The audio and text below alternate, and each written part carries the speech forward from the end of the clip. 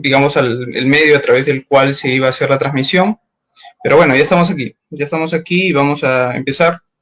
Vamos a empezar ya con este pequeño seminario. Yo en realidad quería empezar esta charla a las 6 de la tarde. Bueno, ya son 6:27 por estos percances tecnológicos. Veremos hasta dónde llegamos en todo caso. La idea también no es interferir con el desempeño de la selección el día de hoy a las 7. Por eso es que, bueno, quería empezarlo un poco más temprano. Ya para no agotar el tiempo, no estoy muy seguro si es que se ha habido alguna presentación de parte de la institución. En todo caso me presento. Mi nombre es José Manuel Villegas Valenzuela, soy abogado por la Universidad Nacional Mayor de San Marcos.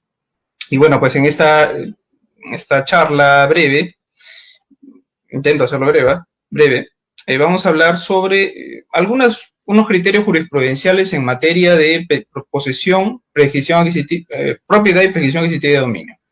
Dado que el tiempo es corto, he tratado de sintetizarlo solamente en algunos puntos. Cuando se trata, en lo que concierne a lo que es posesión, me abocaré al desalojo, ¿no? Esta acción posesoria por la cual se pide la restitución de la posesión a quien alega pues tener un derecho a la restitución del bien, ¿no? Frente a otro sujeto del cual se refiere, del cual se sustenta, o más bien se alega, se arguye, que no ostenta un título posesorio. Y en cuanto a lo que es el tema de propiedad y prescripción adquisitiva de dominio, pues básicamente me abocaré a lo que es prescripción adquisitiva de dominio, ¿no? Tomando en cuenta que, para no dejar de tocar el tema de propiedad, pues considerarla como un modo de adquisición originario de la propiedad. Entonces, básicamente me centraré en esos dos puntos. Desalojo, algunas cuestiones que han quedado pendientes, algunas cuestiones que no han merecido mayor discusión, o algunos criterios jurisprudenciales que son importantes mencionar en este momento. Y de parte también de la prescripción adquisitiva de dominio, también algunos criterios y una posición mía a propósito de un trabajo de investigación que hace poco he estado realizando. Bien, vamos entonces con lo primero, que es el desalojo, ¿no? A propósito del desalojo por ocupación precaria, hay que referir que para ello tenemos jurisprudencia vinculante, que es el cuarto pleno casatorio, que ha establecido reglas sobre cómo debe entenderse primero la categoría de lo que es el título, cómo debe interpretarse, cómo debe entenderse la categoría de ocupación precaria, entre otros supuestos que eran muy, vamos a decirlo, habituales en los procesos de desalojo por ocupación precaria, respecto al cual el cuarto pleno casatorio ha establecido algunas reglas, también unos criterios de interpretación sobre cómo tiene que valorarse, interpretarse la determinada institución jurídica o categoría jurídica que se haya referido en ese punto, en esa regla vinculante, en ese precedente vinculante. El primero de ellos, sobre lo cual tenemos que reflexionar, es sobre el título, ¿no? Se ha dicho, y creo que con justa razón, que la regla 2, que hace referencia a que el título debe entenderse como cualquier acto jurídico por el cual se autorice a la parte demandada, ahí decía demandada, en realidad también podría aplicar para el título, también lo tiene el demandante, a ejercer la posesión del bien, dice, entonces se está entendiendo esta regla 2 como si el título fuera acto jurídico. Pero como sabemos, pues en realidad el pleno allí se queda corto, ¿no? Dado que el título no solamente puede tener su fuente en un acto jurídico, sino también en una disposición normativa. Y no obstante ello, es una posición que se ha planteado de parte de la doctrina, podemos ver ciertamente que en los fundamentos 51 y 54, cuando se hace referencia al título, fundamentos de la sentencia propiamente dicha, ahí cuando se define el título se hace referencia a que no solamente puede versar o puede tener su fuente en un acto, que se entendería un acto jurídico, sino también en un hecho. Entonces, ¿cómo deberíamos entender que el título pueda versar sobre una disposición normativa? Cuando ésta contenga un hecho jurídico. Cuando ésta contenga un hecho jurídico por el cual se otorgue precisamente un derecho a permanecer en el bien, a ocupar el bien. Olvidé partir por la definición de título, El título en realidad debemos entenderlo como una causa justificativa de la definición, digamos, general del título es de causa justificativa de una atribución patrimonial. Pero para hablar de título posesorio, debemos entenderlo como causa justificativa de, en este caso, una autorización para poseer. Una causa justificativa por la cual el sujeto tiene un derecho a permanecer, derecho a ocupar, derecho a permanecer en el bien. Entonces, entendiendo esa definición como título, podemos encontrar, como ya lo había mencionado, que este puede ser, tener su fuente no solamente en un acto jurídico, sino también en una disposición normativa que contenga, en esencia, un hecho jurídico, ¿no? Un ejemplo de ello es el caso de la existencia, por ejemplo, del derecho de usufructo que tienen los padres respecto a los bienes de los hijos, ¿no? Sería un caso. En estricto es un derecho que nace a partir de la disposición normativa que te señala, oye, por el hecho de ser hijo, por el hecho de ser padre, tiene derecho al usufructo de los bienes de los hijos. No hay en estricto, hay un acto jurídico, ¿no? Eso se ha dado producto, el hecho jurídico, pues, de que exista un hijo, un nacimiento de un hijo, y que éste tenga bienes.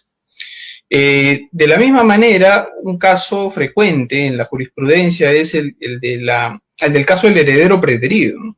Que tiene, digamos, hay un causante o dos causantes, padre y madre, fallecen y pues de 3 hijos, por ejemplo, 2 de ellos van a una notaría y otorgan una escritura pública de sucesión intestada, por la cual solamente ambos aparecen como herederos.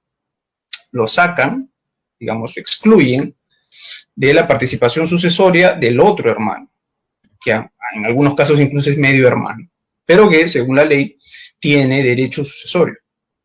En ese caso, la Corte Suprema, en la Casación 4/2013 Lima, ha establecido una regla muy importante que me permito citarla aquí. Señala que el heredero legal, en este caso lo que había ocurrido, que se trataba pues de un heredero forzoso como era un hijo, no puede ser considerado como precario en tanto su sola vocación hereditaria de ser heredero forzoso constituye el título posesorio. Este pronunciamiento es importante por 2 cosas. En primer lugar, porque hace algo que podría discutirse sobre este pronunciamiento es el hecho de que si el juez en ese proceso estaría adelantando un juicio respecto de la declaratoria de herederos, de la sucesión intestada. De hecho, en un caso similar que he podido ver en la práctica judicial, pues he podido advertir que un argumento de parte de los demandantes era precisamente ello, ¿no? Señor juez, pero si usted lo está considerando a él que tiene un título posesorio por el solo hecho de ser heredero forzoso, está adelantando un juicio sobre un eventual proceso de declaratoria de herederos, un eventual proceso de petición de herencia y declaratoria de herederos. Al respecto, pues, algo que sí hay que precisar es que en realidad no sería la primera vez que el cuarto pleno casatorio hace un tipo de aseveración de esa naturaleza. Si nosotros vemos en la regla referida a la prescripción adquisitiva, que señala que cuando el demandado tiene o alega haber prescrito, estoy hablando, ser prescribiente, es decir, haber prescrito el bien, es decir, haber ejercido su capión y haber adquirido la propiedad por prescripción adquisitiva de dominio. En esos casos, el juez puede analizar si es que de los medios probatorios que él ha presentado, existe lo que se denomina un título suficiente, ¿no? Y a eso hace referencia, de alguna manera, esta regla, no esta regla, sino en este caso, la de la Corte Suprema, la casación del 4/2013 Lima, que existe un título suficiente, en tanto el sujeto, por el solo hecho de haber sido un heredero forzoso, pues se entiende de que por regla del 660 ha adquirido la propiedad por el solo hecho de la muerte. La muerte del causante da lugar a que el 660 del Código Civil señala que se transfieran los bienes, los derechos y las obligaciones. En este caso se habría transmitido el derecho de propiedad. El juez en este caso no se está pronunciando entonces sobre, lo está adelantando un juicio porque no le correspondería, sobre el eventual proceso que se puede iniciar de petición de herencia o de declaratoria de herederos, que podría venir acumulado a ese proceso. Sino en realidad lo que está señalando es de que de los medios probatorios que ha presentado, existe esta categoría, se ha presentado esta categoría de título suficiente. ¿En qué consiste básicamente este título suficiente? Una definición para adelantar más o menos lo que voy a mencionar cuando toquemos la parte de prescripción adquisitiva, es decir, la parte que se refiere a prescripción adquisitiva en el cuarto pleno casatorio, es que este título suficiente básicamente supone un análisis de parte del juez probabilístico, si es que con la documentación que presenta el demandado, existe pues una alta probabilidad de que éste salga vencedor, obtenga la tutela de su derecho en el eventual proceso que él inicie, ¿no? En este caso sería de petición de herencia y declaratoria de herederos. Entonces, la primera regla que hay que mencionar es esa, ¿no? Más que una regla, bueno, la regla que se desprende de esta casación 4.013 es esa. Es importante tenerla en cuenta, ¿no? A efectos de tutelar de mejor manera a quienes son herederos forzosos. Otra cuestión que hay que mencionar sobre los títulos es lo concerniente a una posición que ha planteado un sector de la doctrina sobre si en los procesos de desalojo podría discutirse el mejor derecho de posesión. De mi punto de vista, ello no es posible y ahora señalaré las razones. Se ha señalado, pienses en el siguiente, no deberías estar aquí, yo soy el legítimo propietario, a mí me transmitió primero la propiedad, etcétera, etcétera, etcétera, pero, y tú, bueno, has adquirido una propiedad, has adquirido la propiedad de alguien que ya no era dueño. ¿Por qué? Porque a mí me vendió el bien primero. Para estos efectos, recuérdese que el artículo 949 del Código Civil señala que, interpretado ya casi unánimemente por la jurisprudencia, que el solo consenso transmite el derecho de propiedad cuando el acto versa sobre un acto de transferencia de propiedad inmueble. Es decir, para actos jurídicos de transferencia de propiedad inmueble, el solo consenso transmite el derecho. Para esos efectos, entonces, debía tenerse, si vemos esa fotografía, tenemos en cuenta que B, que fue el primer comprador, era propietario, ¿no? El segundo ya no sería propietario en principio, aplicando solamente las reglas 949. No obstante, ahí habría pues que discutir quién de los dos tendría un mejor derecho de propiedad. Les planteaba ese caso porque un sector de la doctrina ha señalado que en los procesos de desalojo podría discutirse un mejor derecho de posesión, que en este caso estaría sustentado en el mejor derecho de propiedad, en el proceso de desalojo. Yo sostengo que no es posible ello, no me parece posible que se pueda discutir ello en un proceso de desalojo, pese a que ya el noveno pleno casatorio de alguna forma nos ha dicho que los procesos sumarísimos son procesos plenarios, aunque rápidos, con etapas procesales un poco más cortas, una limitación para la etapa probatoria, pero que al fin y al cabo son plenarios. Pese a esa digamos, posición que ha adoptado el noveno pleno casatorio sobre los procesos sumarísimos, creo que en este caso, de alguna forma, admitir la posibilidad de discutir mejor derecho de posesión en un proceso de desalojo por ocupación precaria, en realidad, además de desnaturalizar el proceso, que en realidad, pues, por las limitaciones probatorias solamente debería determinar si es que solo debería terminar el proceso analizando si es que el demandado ostenta un título posesorio o no. Si ostenta, ahí debería declararse solamente infundada la demanda. Entrar a discutir desnaturalizaría ya la finalidad de ese proceso.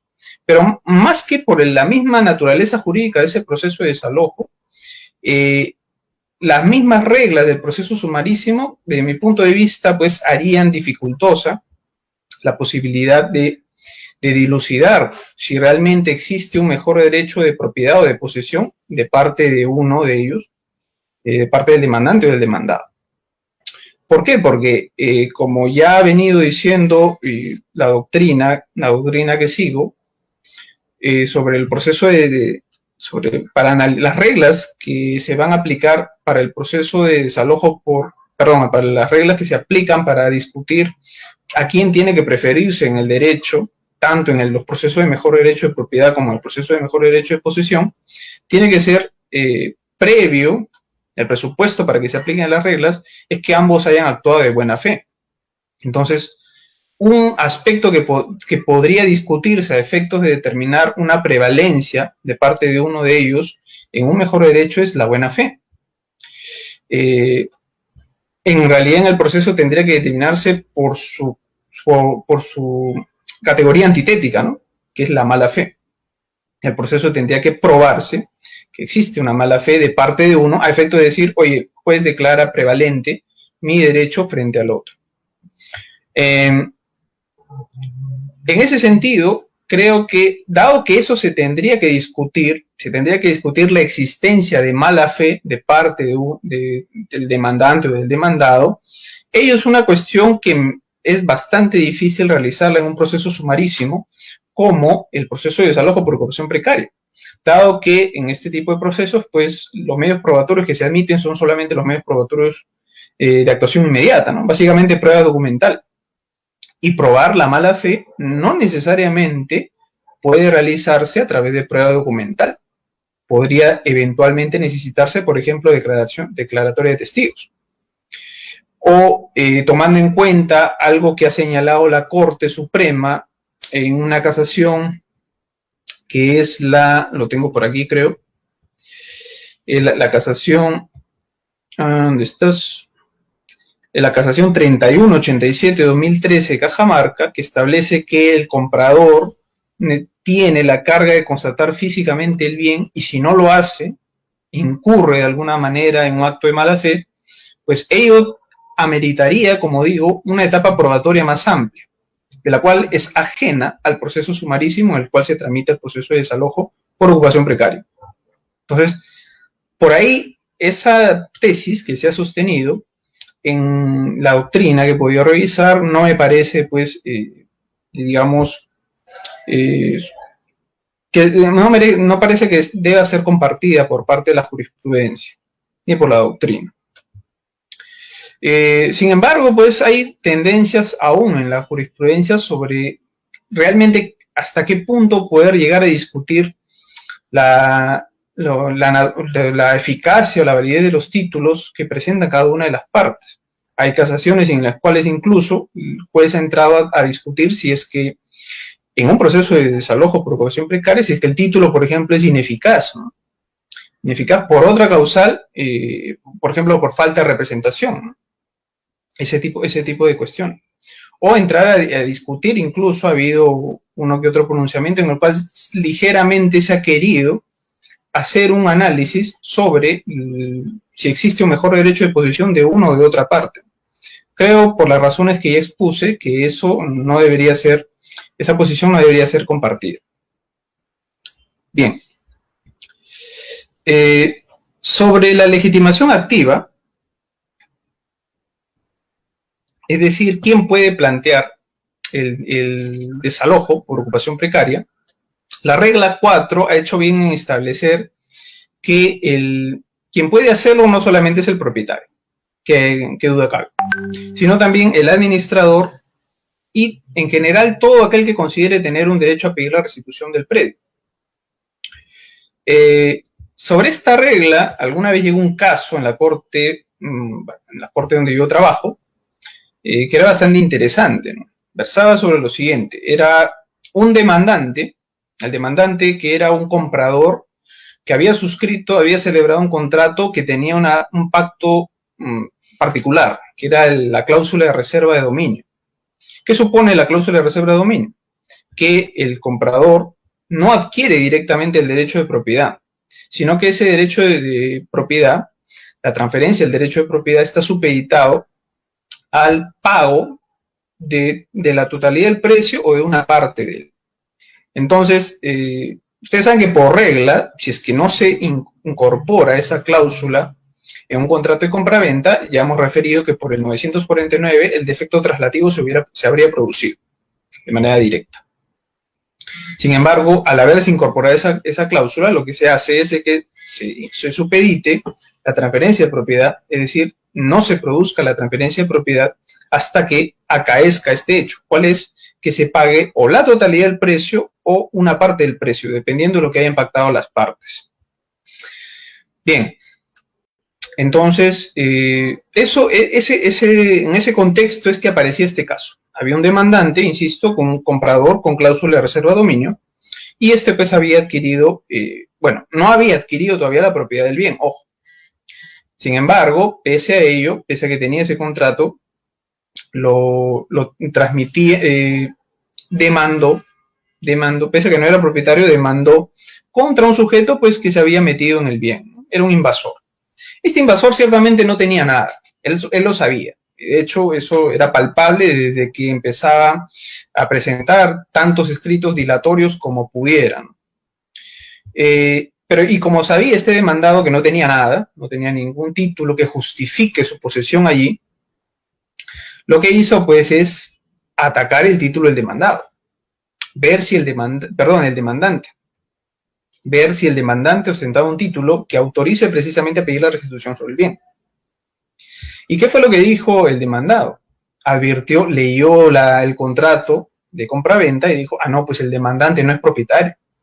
¿Por qué? Porque señor demandante, usted pruebe de que ya es propietario, ¿no? Adjunte, no sé, pues las boletas, o que acrediten, boletas de pago que acrediten que usted ha pagado la totalidad del precio. En este caso en particular, el contrato se supeditaba la transferencia de propiedad al pago total del precio. Entonces, el demandado le dijo, acredita eso y yo te creo, ¿no? Tú eres de propietario, tú tendrías el derecho a pedirme la restitución del bien. Entonces llegó el caso, y un caso bastante interesante, y tuvo que discutirse ahí si es que efectivamente el demandante tenía la legitimación activa. La legitimación activa para pedir que le pueda ordenar la restitución del bien a su favor. Y pues tuvimos que ceñirnos a lo que señala la regla 4, ¿no? Que la legitimación activa no solamente la tiene el propietario, sino en general todo aquel que alegue tener derecho a pedir la restitución del predio. La pregunta entonces estribaba en dilucidar si es que este sujeto compra. Cierto es que sí ostentaba un derecho expectaticio a adquirirlo. Soy de la posición que considera que los contratos de reserva de dominio en realidad son contratos con condiciones en el cumplimiento. Es decir, en el cual, no, a diferencia de los contratos sometidos a condición total, llamada también por la doctrina italiana condición en el contrato, no son contratos en los cuales todos los efectos sean supeditados, sino solamente algunos de ellos. En este caso, se ejecutan los efectos propios del contrato, como es el pago del precio, no está suspendido ello, pero lo que se supedita, lo que está sometido a condición suspensiva, es la transferencia del derecho de propiedad. ¿A qué está suspendida? Al acaecimiento de qué hecho? Del pago de la totalidad del precio o de una parte del precio. En este caso, de la totalidad del precio. Entonces, existiendo una condición suspensiva, ciertamente el sujeto comprador es un adquirente condicional. Tiene un derecho expectaticio, tiene una expectativa jurídica. Y esa expectativa jurídica, de mi punto de vista, calza perfectamente en lo que dice la regla 4, que constituye pues un derecho a pedir la restitución del predio. Porque nótese que si se produjese el acaecimiento del hecho condicionante, que sería el pago de la totalidad del precio, en este caso, él sería propietario. Entonces, nótese pues hay una regla práctica, una aplicación práctica, perdón, de esta regla 4 del cuarto pleno casatorio. Bien, entonces vamos a tocar finalmente de la parte de desalojo, lo que es la posesión, la regla 5.6, ¿no? La referida a el caso en el cual el demandado alega haber adquirido la propiedad por prescripción adquisitiva de dominio. Pensemos en un proceso de desalojo, ya ha pasado de repente 15 años, y el demandante pide el desalojo respecto a una persona que ha invadido el bien de hace ya mucho tiempo. Y este demandado lo que dice: un momentito, a mí no me puede sacar, yo soy propietario por prescripción adquisitiva de dominio. Sobre este punto, la regla 5.6 del cuarto pleno casatorio ha señalado lo siguiente, ¿no? Me voy a permitir leerla. Primero, que la mera alegación del hecho la mera alegación de haber adquirido la propiedad por prescripción adquisitiva de dominio no constituye, no enerva, no desvirtúa la posesión, no desvirtúa, perdón, la pretensión del demandante, en este caso, de desalojo por ocupación precaria, sino que es necesario que el demandado presente medios probatorios, en este caso documentales, porque se trata de un proceso sumarísimo, medios probatorios que generen convicción en el juez, convicción suficiente en el juez, de ostentar lo que se llama un título suficiente. Eso hace referencia el 5.6 leído con el fundamento 63. Algo que es importante señalar es que el fundamento 63 es la ratio decidendi, me estoy refiriendo a cuarto pleno casatorio. El fundamento 63, numeral 6 en romanos, es la ratio decidendi de la regla 5.6. Y si nosotros leemos esa regla, nos podremos dar cuenta, como ya lo mencioné, que allí se señala que, o sea, la mera alegación del demandado de haber adquirido la propiedad por prescripción adquisitiva de dominio no es suficiente. ¿Qué es necesario para que finalmente se declare infundada la demanda? Que presente documentos. En realidad, en la práctica tienes que presentar bastantes documentos como para que genere convicción suficiente en el juez que habrías adquirido la propiedad por prescripción adquisitiva de dominio, y de esta manera sustentar el título suficiente. ¿Qué es lo que quiero decir? Que cuando el fundamento 63 señala de que el demandado debe acreditar tener un título suficiente, en realidad este título suficiente, como ya lo había adelantado, supone que para el juez exista una alta probabilidad de que el demandado habría ganado la propiedad por prescripción adquisitiva de dominio.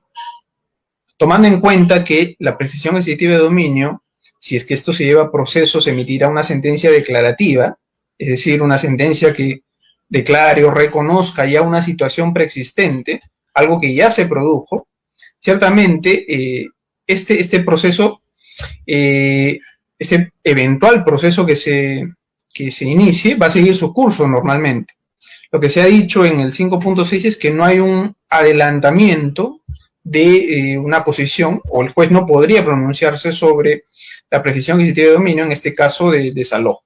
Sin embargo, si el demandado presenta amplia documentación que acredite de que muy probablemente habría adquirido la propiedad por prescripción adquisitiva de dominio, al punto que eso genere convicción suficiente en el juez, ello será considerado, según el fundamento 63, como un título suficiente. Esta categoría de título suficiente aparece aquí en el 5.6, en el fundamento 63, perdón. Sin embargo, en el cuarto pleno no hay un desarrollo, digamos, vamos a decirlo, más pormenorizado, más, digamos, detallado sobre qué significa, ¿no? Se deduce entonces de que este título suficiente se sustenta en digamos, en una amplia probabilidad. No quiero entrar al término de verosimilitud para no confundir con las medidas cautelares, pero es una amplia probabilidad de que el derecho obtenido por el solo transcurso del tiempo se habría adquirido. Ese es en cuanto a la regla 5.6, como dije, referido a la prescripción adquisitiva de dominio. Digamos, a la alegación del demandado de haber adquirido la propiedad por prescripción adquisitiva de dominio en el proceso de desalojo. Entonces, nótese ello, ¿no? Lo primero que se puede desprender de esta regla 5.6 son, en primer lugar, que el juez no va a emitir un pronunciamiento y en ese caso no va a haber una sentencia con calidad de cosa juzgada que se haya pronunciado sobre el usucapión. ¿Por qué? Porque el juez no emite un pronunciamiento sobre ello. Y en segundo lugar, se está considerando, como corresponde a la prescripción adquisitiva, como un proceso declarativo, al proceso judicial de prescripción adquisitiva como un proceso declarativo. Ahora bien, otra regla que aparece en el mismo 5.6 es el caso de qué ocurre si es que el demandado, que es el usucapiente, finalmente obtiene ya una sentencia. Lo que señala la segunda parte, más bien la última parte del 5.6, es que de declararse fundada la demanda de desalojo por ocupación precaria, en nada afecta lo que se vaya a decidir en el proceso de usucapión. Puesto que el usucapiente, dice, tendrá expedito su derecho para solicitar la inejecución del mandato de desalojo, en esencia, la inejecución del lanzamiento, o en todo caso, dice, para pedir la devolución del inmueble. Pueden en ese caso realizar esos dos actos, o pedir la inejecución del lanzamiento o pedir la devolución del inmueble. Pero si uno advierte, el 5.6 no señala qué calidad tendría que tener esa sentencia obtenida en el proceso de desalojo.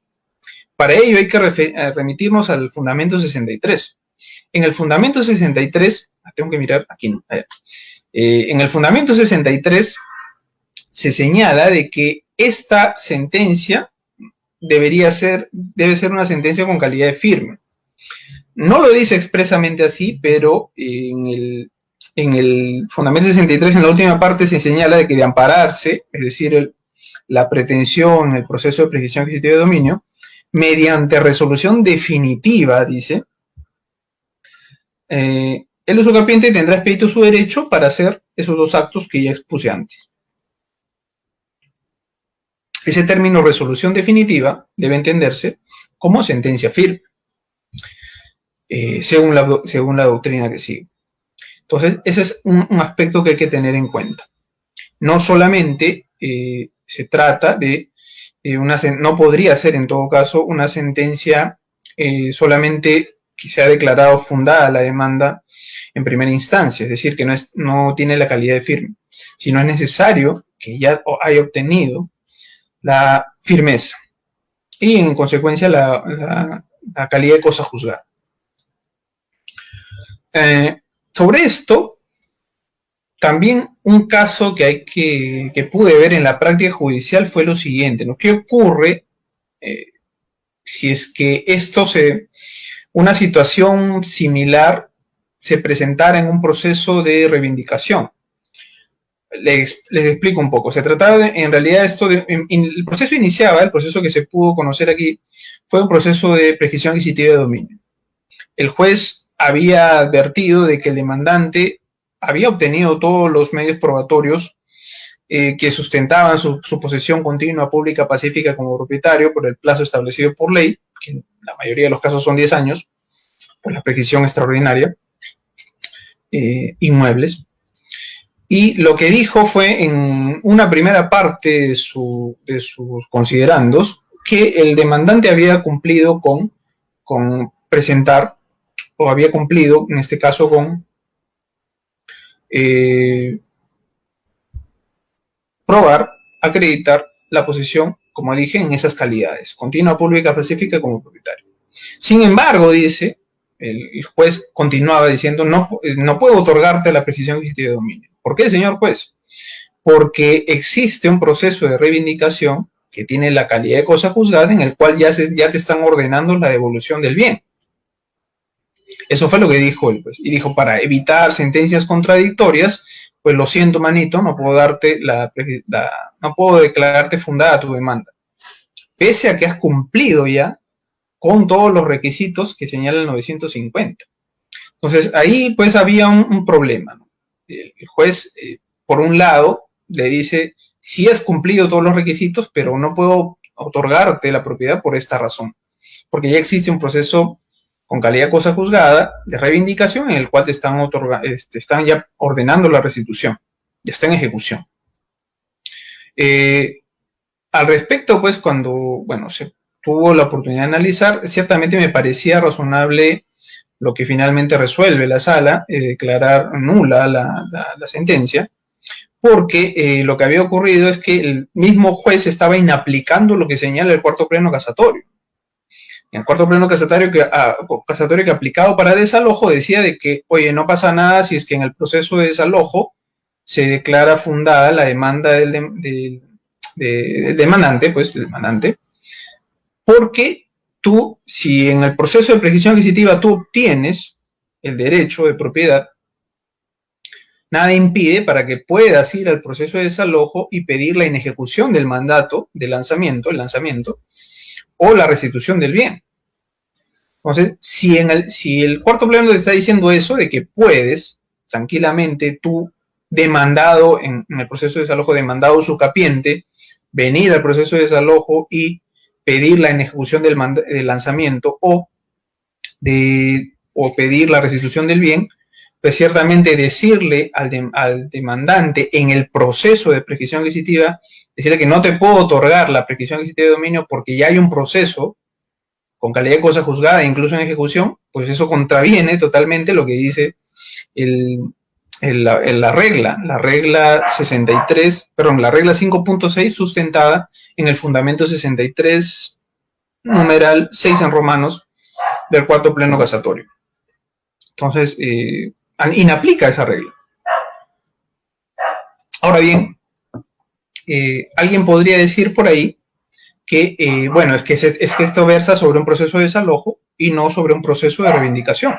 Al respecto, la precisión que hay que hacer es que ya en una oportunidad la Corte Suprema ha señalado, ahora sí no tengo la casación, el numerito, justo me olvidé buscar ahorita que me acuerdo, ya en una oportunidad la Corte Suprema ha señalado que se puede aplicar de manera analógica las reglas del cuarto pleno casatorio a los procesos de reivindicación, toda vez que en ambos hay una similitud, ¿no?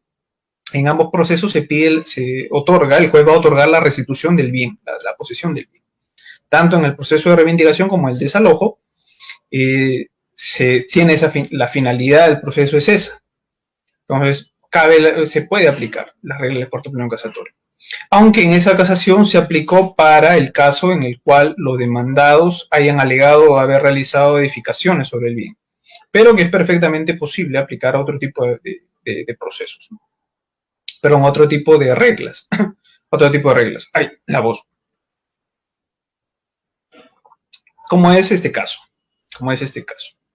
Naturalmente, en los procesos de reivindicación, el juez podría, si es que el demandado reconviene la prescripción adquisitiva de dominio, podría pues acumular y de esa manera pronunciarse, ¿no?, tanto por la reivindicación como por la prescripción adquisitiva de dominio. Nada impide ello. Bien, entonces, ese punto, de esos comentarios quería hacer respecto de la prescripción adquisitiva de dominio. Más bien, sobre la regla, perdón, siempre decir la prescripción adquisitiva de dominio, sobre la regla del proceso de desalojo respecto a la prescripción adquisitiva de dominio. Ahora, uno de los argumentos que he podido leer ahí también de doctrina reciente sobre este punto es que una de las formas en que se podría desvirtuar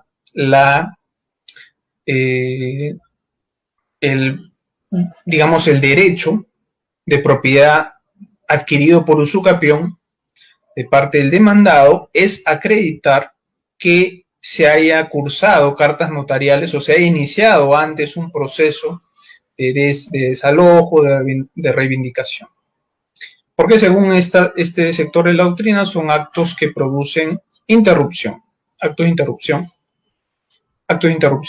de la posesión del usucapión que da lugar a que no se produzca, se corte el plazo prescriptorio. Sobre esto, pues, entonces quiero aprovechar esta conexión que hay en esta regla con la prescripción adquisitiva de dominio para decir algunas cosillas sobre el proceso judicial de prescripción adquisitiva de dominio. Más o menos se tiene la idea ya sobre cómo versa esto. La ley habilita que por el solo transcurso del tiempo, habiendo ejercido posesión continua, pública, pacífica como propietario respecto de un bien, un sujeto adquiera la propiedad. De ahí que se considere como un proceso un modo de adquisición originaria de la propiedad, a diferencia de los modos de adquisición derivativa.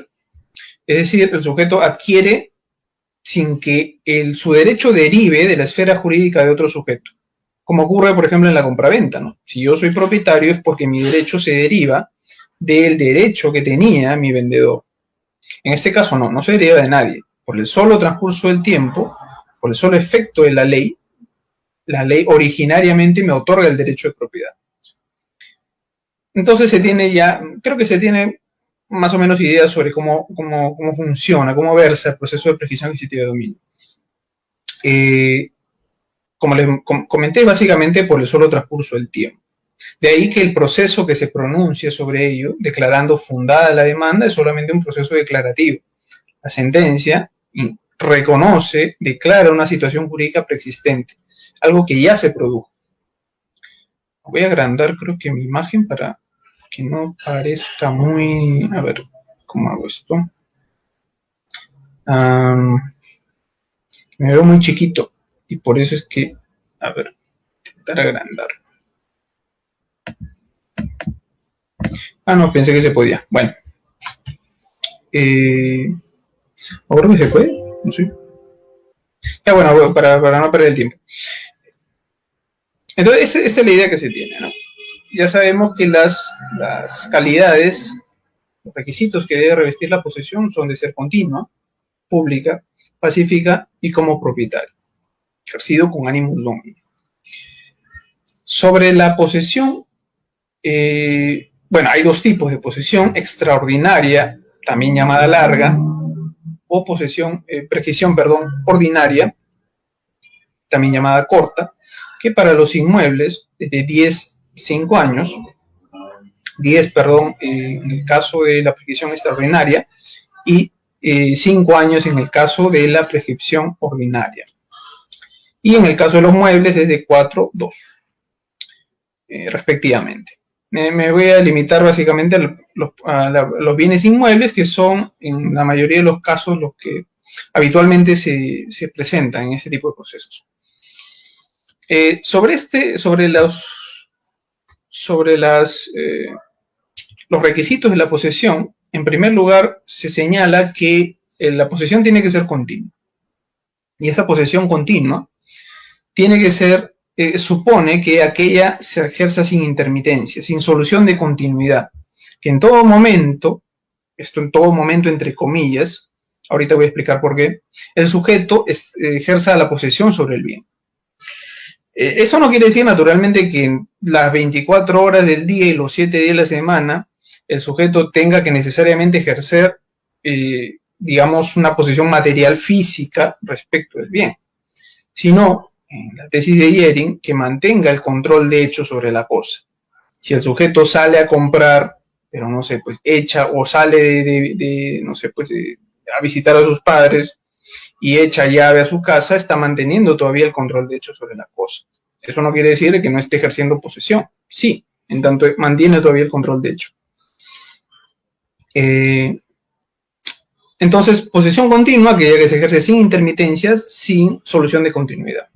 Esta posesión continua puede verse afectada por lo que se denominan los actos de interrupción, que según nuestra doctrina pueden ser de dos tipos: actos de interrupción natural o actos de interrupción civil. Los actos de interrupción natural están regulados en el artículo 953, creo que es el más claro, que señala que cuando un sujeto es despojado de la posesión o privado de ella y no la recupera, desde que es despojado, se señala de que se produce la interrupción. Sin embargo, si la recupera dentro del plazo de un año, ese efecto interruptor se declara ineficaz. Es como si nunca se hubiera producido. La lectura que hago de ese 953 es que en realidad se trata de un supuesto de ineficacia retroactiva. Porque si uno lee el 953, el efecto interruptor se produce desde que es despojado. Sin embargo, si posteriormente, porque el hecho de recuperar la posesión puede darse, de hecho se va a dar en un momento posterior, si posteriormente se se recupera la posesión dentro del plazo de un año, pues allí recién en este caso se declara la ineficacia de esa interrupción, es decir, como si nunca se hubiera producido. Entonces, nótese pues que la interrupción natural versa sobre actos materiales, me despojan de la posesión. Sin embargo, la doctrina reconoce, y eso en muchos ordenamientos que siguen el common law, reconoce el supuesto de interrupción civil, que básicamente se produce cuando el propietario originario, que puede aparecer como titular registral o de repente haber adquirido el titular registral, inicia un proceso de reivindicación de desalojo, un proceso judicial. También se ha extendido estos actos de interrupción civil para el caso de la remisión de cartas notariales. Cuando el propietario originario le dice, oye, invasor, retírate de mi bien. Eso también es considerado por cierto sector de la doctrina y de la jurisprudencia como actos de interrupción civil. Sobre esto voy a dar mi opinión en unos minutos.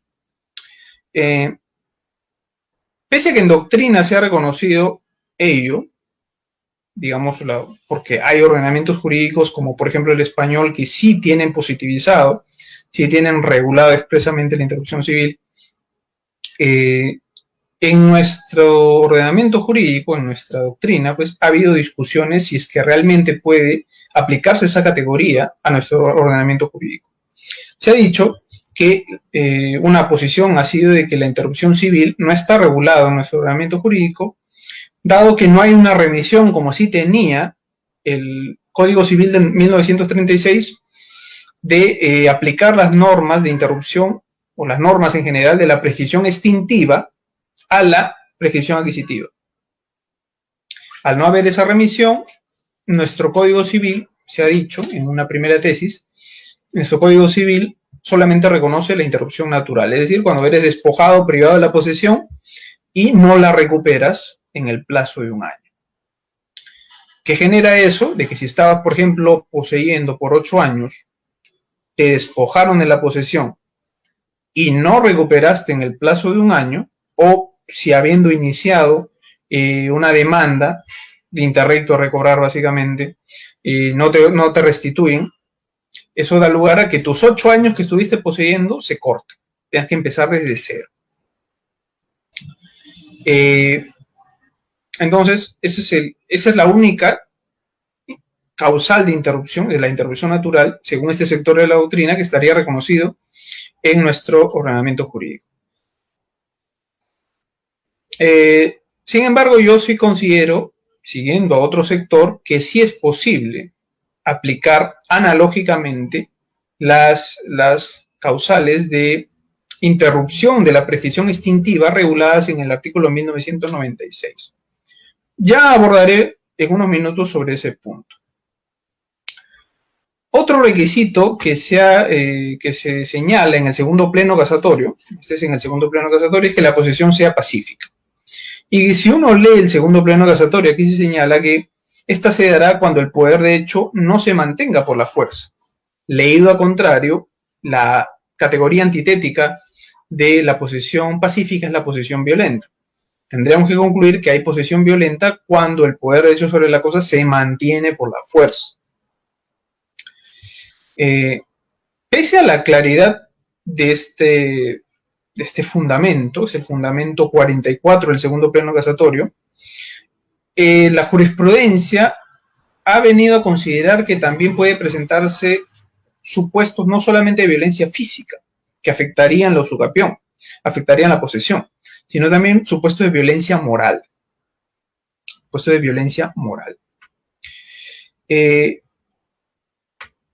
Ciertamente esta posición es factible de hacerse, tomando en cuenta que el fundamento 44 que ha señalado lo que les he dicho, la definición de posesión pacífica, no es la ratio decidendi del segundo pleno casatorio, y por tanto no es vinculante. Ese fundamento 44 del segundo pleno casatorio no es vinculante. De ahí que abre la puerta que los jueces puedan interpretarlo de una manera distinta como se ha planteado en el fundamento 44.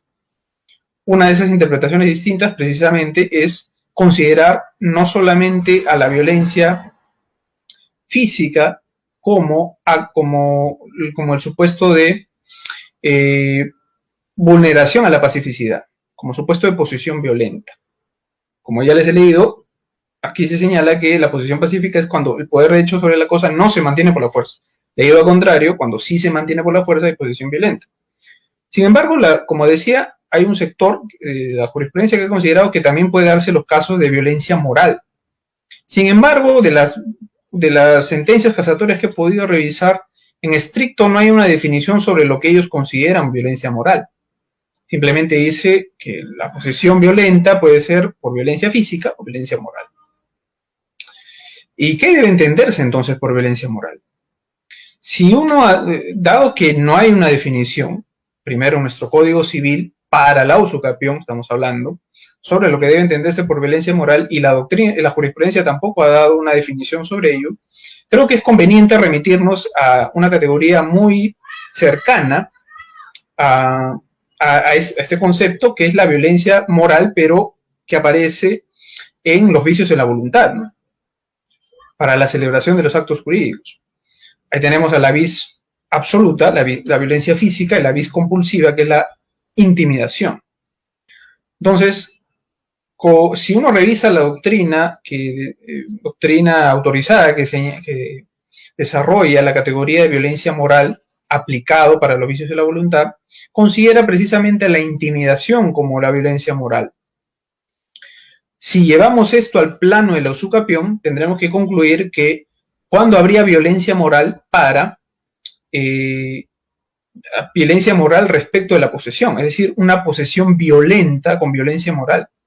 Desde mi punto de vista, cuando hay intimidación, amenaza, pero de recuperar por la fuerza el bien. Creo que esa sería la interpretación que debería darse sobre esta categoría de violencia moral que ha aparecido en la jurisprudencia. De que sea intimidación, amenaza de recuperar por la fuerza el bien, mediante actos materiales, ¿no? No sé, de repente algún tipo de perturbación posesoria previa, que de alguna forma, pues, ya le ponga en conocimiento el usucapiente de que el propietario originario quiere sacarlo por la fuerza. Esa interpretación, desde mi punto de vista, debería hacerse sobre la violencia moral. Sin embargo, pareciera que la jurisprudencia ha interpretado en múltiples casaciones como violencia moral también los casos en los cuales se inicia procesos judiciales, e incluso cuando se remite cartas notariales de parte del propietario originario hacia el usucapiente. Desde mi punto de vista, ello no es correcto, por la razón que ya expuse, ¿no? La violencia moral debe ser entendida como una intimidación, amenaza, pero recuperar por la fuerza. Nótese también que, tomando en cuenta que la posesión es un hecho jurídico, hablar de violencia, de posesión violencia, en realidad debe estar referida al plano de los hechos, no al plano de los derechos. Cuando un sujeto inicia un proceso judicial, en realidad un proceso judicial de reivindicación y desalojo, sobre lo que hay controversia básicamente es sobre el plano de los derechos. Se discute quién tiene derecho y quién no tiene derecho. No hay en estricto una discusión sobre el plano de los hechos, si es que uno se da cuenta. De ahí que creo que el hablar de posesión violenta, porque esa es la categoría antitética de la posesión pacífica, aplicado para procesos judiciales, creo que no resiste el término. Creo que no es posible hablar de una posesión violenta cuando se inicia procesos judiciales. Más aún si, como ha señalado atentamente la doctrina que sigo, creo que los procesos judiciales son la forma más pacífica de resolver las controversias. Entonces, creo que en lo que respecta a la pacificidad, los procesos judiciales ni las cartas notariales afectan la misma. Es decir, la pacificidad no se ve afectada por la remisión de cartas notariales ni el inicio de procesos judiciales. Sin embargo, debo decir que a propósito de la investigación que he hecho al respecto, he podido advertir que ciertamente hay aún aún la posición dominante en la jurisprudencia, debo decir, por un tema, vamos a decir, estadístico, sigue siendo la violencia.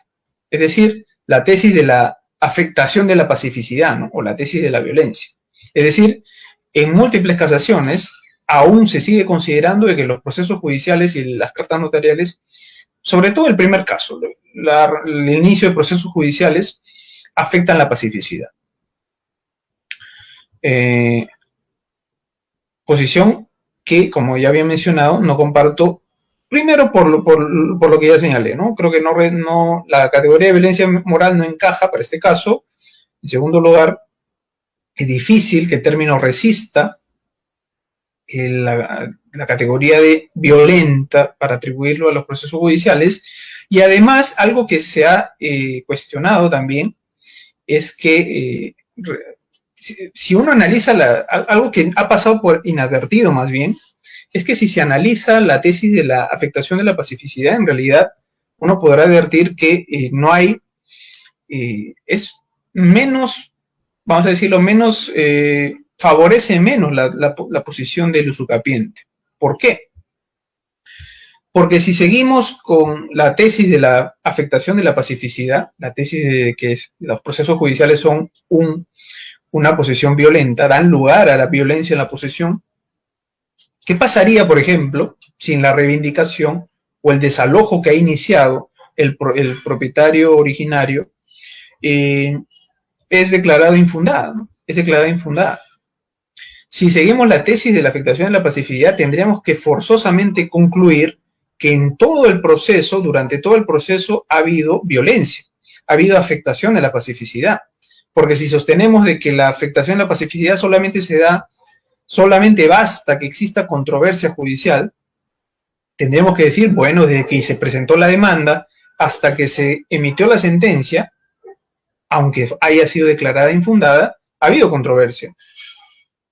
Y acuérdense que el fundamento 44 del literal B del segundo pleno casatorio también señala de que pasa a haber posesión pacífica una vez que cesa la violencia que instauró el nuevo estado de cosas. Puede haberse ingresado con violencia al bien, pero si esta cesa, la posesión será no violenta, será pacífica.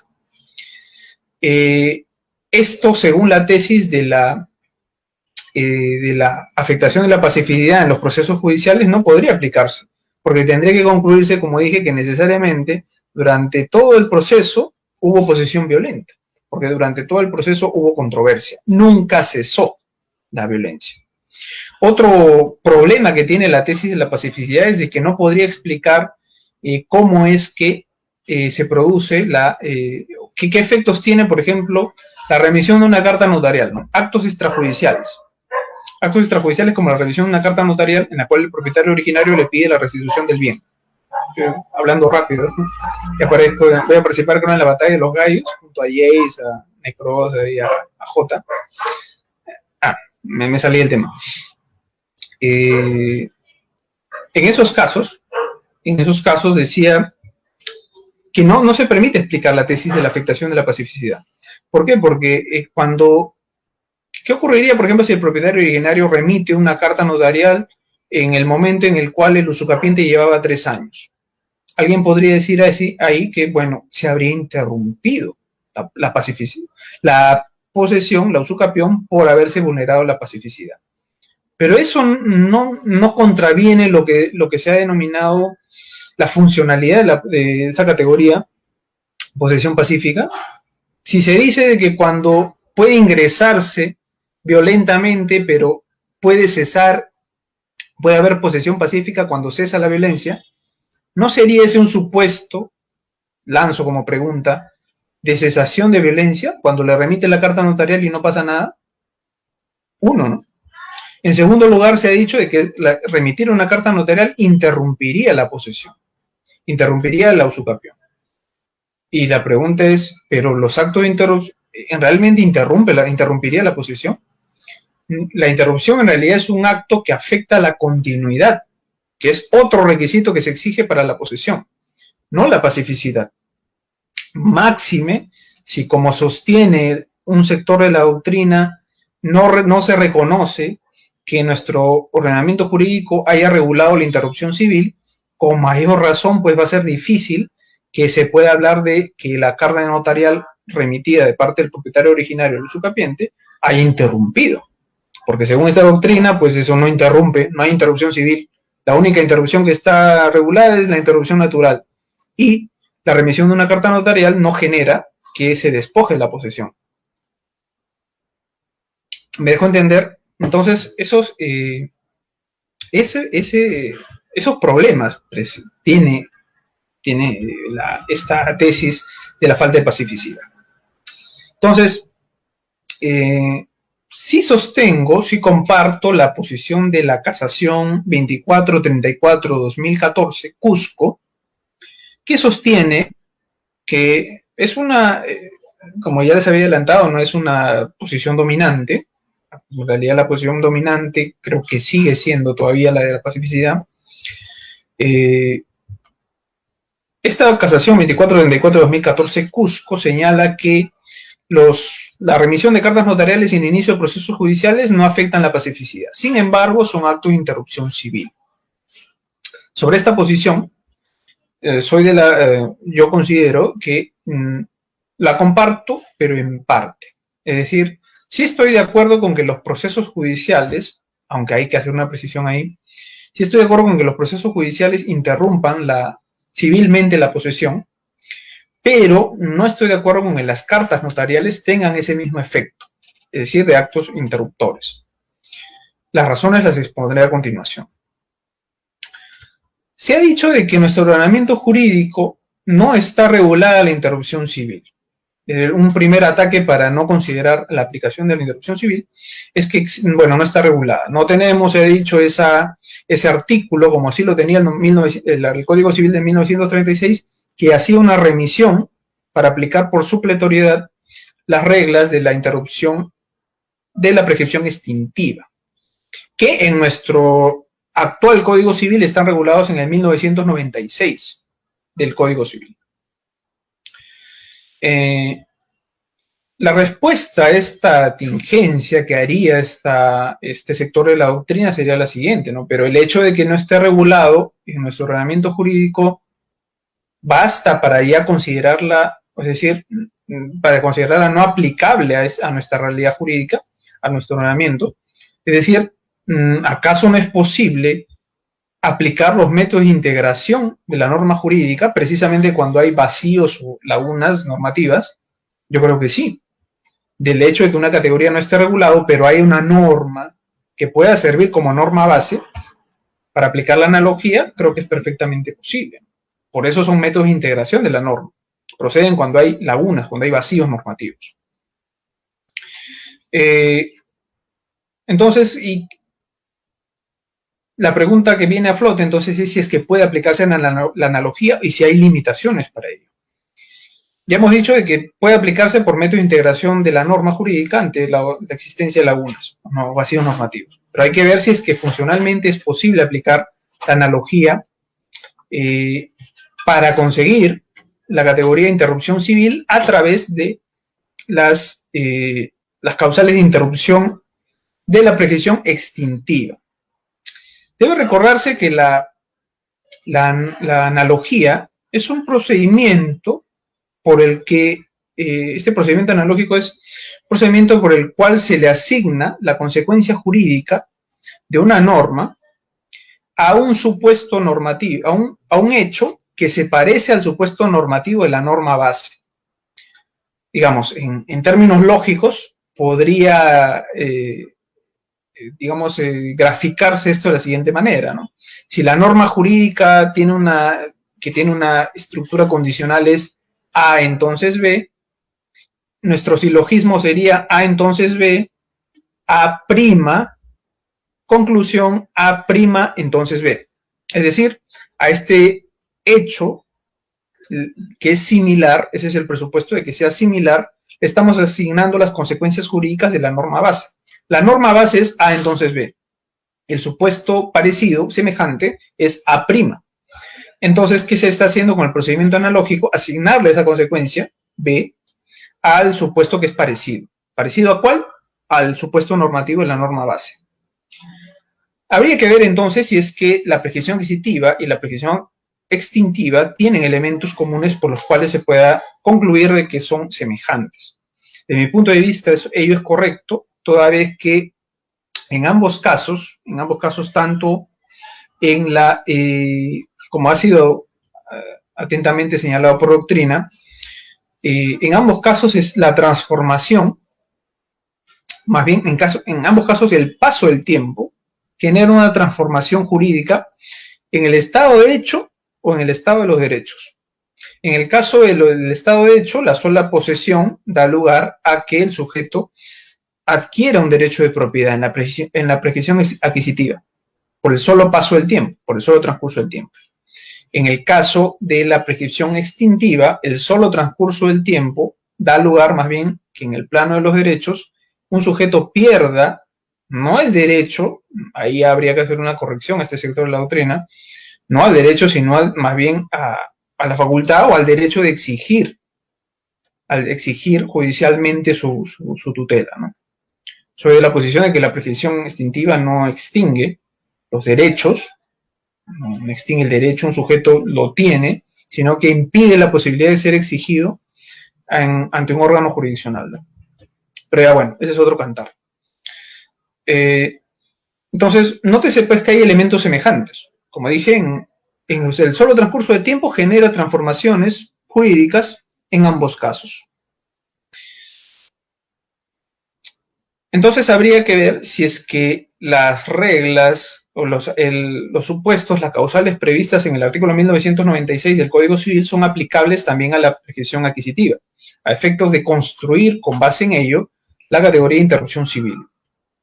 Se ha dicho que para el caso de la remisión de cartas notariales, la base normativa que nos va a servir para aplicar la analogía es el 1996, inciso 2, que señala que se produce la interrupción, es decir, se interrumpe la prescripción extintiva cuando hay una intimación para constituir en mora al deudor. Con base en esa norma se ha dicho, bueno, esto aplicado a la prescripción adquisitiva supone el hecho que se presenta cuando el propietario originario remite una carta notarial exigiéndole al usucapiente que devuelva, restituya la posesión del bien. Esa entonces sería, para este sector de la doctrina, la base normativa. El hecho habría que buscar, en ese caso, si es que existen hechos semejantes, si es que esa intimación en mora, que aparece en el 1996, inciso 2, es perfectamente, o es semejante al requerimiento que hace el propietario originario respecto del usucapiente. La conclusión a la que llegamos es que eso no es así. No hay semejanza, tomando en cuenta que en ambos casos no hay una relación jurídica. Perdón, en el caso de la prescripción adquisitiva, pensemos nomás en la prescripción extraordinaria, no hay una relación jurídica que sí aparece en el 1996, inciso 2, cuando la norma señala que el efecto interruptor se produce con la intimación en mora al deudor. Desde ya se presupone que hay una relación jurídica entre ambos. Hay un acreedor y hay un deudor. Hay una relación jurídica obligatoria en las reglas del 1996, inciso 2. Sin embargo, si vemos, pensemos nomás en la prescripción extraordinaria, en la que no hay relación alguna entre el usucapiente y el propietario originario, ¿no? No es que las partes se han puesto de acuerdo para que uno adquiera la propiedad, eso ya sería una adquisición a título derivativo. Entonces, creo que en ese caso no es posible aplicar la analogía. Entonces, ese sería un primer argumento. Dado que no existe semejanza entre el hecho y el supuesto normativo de la norma base, no es posible aplicar analogía. Pero hay otra razón por la cual creo que no es posible calificar de actos de interrupción civil a la remisión de las cartas notariales. Y es lo señalado, y es el fundamento por el cual se llega a esta conclusión es la siguiente, ¿no? Tomando en cuenta la posición sostenida por la Corte di Cassazione en Italia, que ha hecho un desarrollo en el recurso número 18095 de 2014, algo que ha desarrollado aquí la Corte Suprema, la que sería la Corte Suprema italiana, la Corte di Cassazione, es es la definición que hace sobre los actos interruptores, ¿no? Que señala, voy a traducirlo rápidamente, que no se permite atribuir eficacia interruptora o interruptiva de la posesión, dice, sino a los actos que comporten para el poseedor la pérdida material del poder de hecho sobre la cosa. Es decir, para la Corte di Cassazione, para que un acto sea calificado como acto interruptor, es necesario que éste tenga la idoneidad, tenga la fuerza de generar la privación del poder de hecho sobre la cosa. Con base en esa definición, no cabe duda de que los procesos judiciales, por ejemplo, sí califican como actos interruptores, en tanto tienen la fuerza, aunque potencial, de privar del poder hecho sobre la cosa. En el caso de que se declare fundada la demanda del propietario originario, que duda cabe, ello va a dar lugar a que se ordene el lanzamiento del bien y el sujeto tenga que restituirlo. La pregunta entonces está si, tomando en cuenta esa definición, esas características que debe tener los actos interruptores, ello es aplicable para la remisión de las cartas notariales. La respuesta correcta es la negativa, es decir, no. Una carta notarial no tiene la fuerza de generar la privación del poder de hecho sobre la cosa. Nótese que, como ya lo había mencionado, la interrupción tiene, en este caso, la prescripción adquisitiva de dominio tiene que estar relacionado con el plano de los hechos jurídicos, el plano material. Entonces, las cartas notariales no tendrían esa fuerza y en consecuencia no podrían calificar como actos interruptores. Concluyendo y recapitulando, entonces, la remisión de las cartas notariales no pueden ser considerados como actos de interrupción civil por dos cosas. Primero, porque no es posible aplicar analógicamente el 1996 inciso 2 porque no aparece la semejanza entre el hecho, en este caso el requerimiento de restitución del bien, con el supuesto normativo de la norma base, que es la constitución en mora, al deudor. Y ese es el primer fundamento. Y el segundo fundamento por el cual no se puede calificar como actos de interrupción civil, porque no tienen la fuerza, la idoneidad de privar de la posesión material de la cosa. Descartada la posibilidad de calificar a la remisión de las cartas notariales como un acto de interrupción civil, pasaremos a ver si es que el inicio de procesos judiciales sí califican como tales. El 1996, inciso 3, señala que otra vez se produce la interrupción cuando se realiza la citación de la demanda o dice por otro acto con el cual se notifica al deudor, aun cuando dice se haya acudido a juez o autoridad competente. Citación de la demanda es la parte que nos interesa para sostener que precisamente esa es la base normativa para aplicar los procesos judiciales como actos de interrupción. Entonces, desde la aplicación del procedimiento analógico, sí es posible, en tanto hay bastante semejanza. La citación de la demanda produce la interrupción según el 1996, inciso 3. Ahora, llevado a la usucapión, llevado a la prescripción adquisitiva de dominio, en realidad sí habría que hacer algunas precisiones. No se trata de cualquier acto de interrupción. Es decir, no se trata de cualquier demanda. Debe ser una demanda que inicie un proceso judicial por el que se va a ordenar la restitución del bien. Otra vez, porque para hablar de usucapión tenemos que referirnos al plano de los hechos. De esta manera quedan descartados, como ya en alguna oportunidad, aunque de manera errónea, la Corte Suprema se ha pronunciado, de que han descartado pues los procesos de nulidad de acto jurídico, no sé, de resolución de contrato, vamos a decir, el caso de resolución de contrato, pues en este caso, pues de la prescripción adquisitiva de extraordinaria ciertamente no había vinculación, así que por ahí queda descartado. En el caso de otro tipo de procesos, ¿no? Otro tipo de procesos, no sé, pues se me está ocurriendo ahorita a ver, ¿qué otro tipo de procesos tenemos en civil? O sea, pues que nulidad de acto jurídico, anulabilidad, que no tengan que ver, a eso voy, con el pedido de restitución de la posesión del bien. Esa sería la primera precisión que hay que hacer, ¿no? Entonces, tiene que estar referido a actos que generen la restitución de la posesión del bien. Y califican como actos de interrupción civil porque, como ya lo había mencionado, genera la privación, aunque potencial, del poder de hecho sobre la cosa, que tiene en este caso el usucapiente. Ahora, habiendo ya señalado de que es posible aplicar primero que ante un vacío normativo se puede aplicar la analogía, además que se puede aplicar el procedimiento analógico aplicando la norma del 1996, inciso 3, para la prescripción adquisitiva de dominio. Algo que también hay que señalar es que aunque se ha discutido que en el caso de los procesos judiciales, estos no generen, o más bien sean más desventajosos para el usucapiente. ¿Por qué? Porque se señala, no, pues si es que se considera solamente a la interrupción civil la sola citación, la notificación, el emplazamiento de la demanda, ello daría lugar a que se presenten demandas de carácter malicioso y de esta manera pues interrumpir el plazo prescriptorio, ¿no?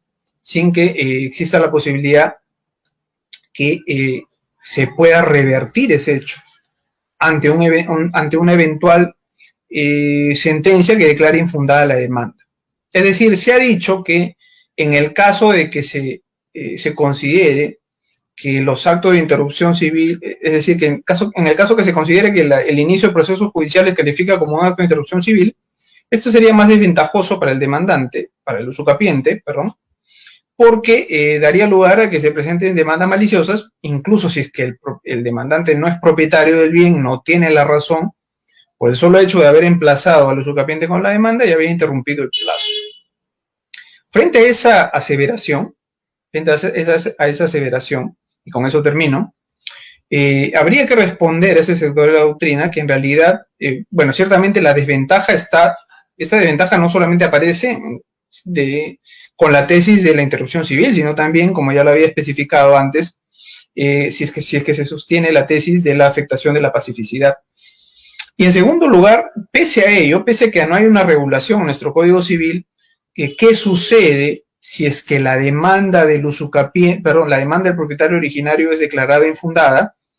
Sí existen reglas, a diferencia de las tesis de la afectación de la pacificidad, sí existen reglas en nuestro Código Civil que cuando menos son algo más ventajosas que la tesis de la afectación de la pacificidad. Si nosotros advertimos el 1997 de nuestro Código Civil señala causales en las cuales queda sin efecto la interrupción. Otra vez, causales de ineficacia retroactiva a la interrupción.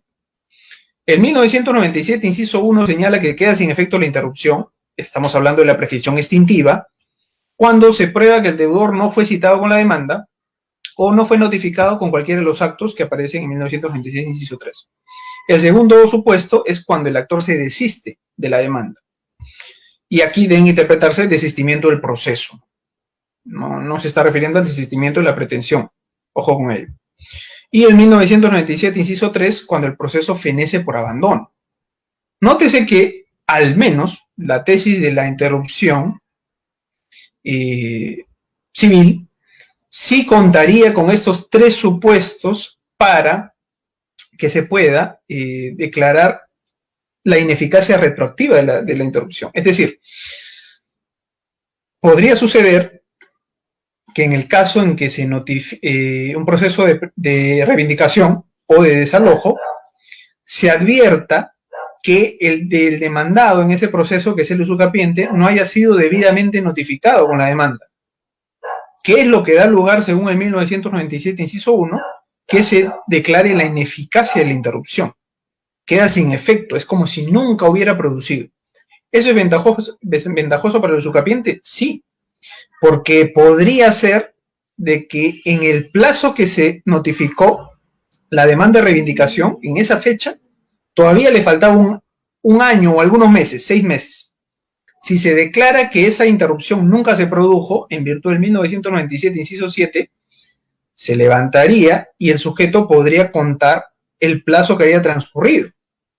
¿Me dejo entender? Entonces, si se vuelve a hacer una nueva notificación y ya esta sí se realiza válidamente con el usucapiente, pues podría suceder que para esa nueva notificación hecha válidamente, según las reglas del Código Procesal Civil, allí el usucapiente ya habría adquirido la propiedad por petición ejecutiva de dominio, porque ya había transcurrido los meses o el año que le faltaba, dependiendo cuánto se haya demorado el Poder Judicial. El segundo supuesto también es ventajoso. Bueno, difícil, pero podría suceder que el demandado, el propietario originario se desista del proceso.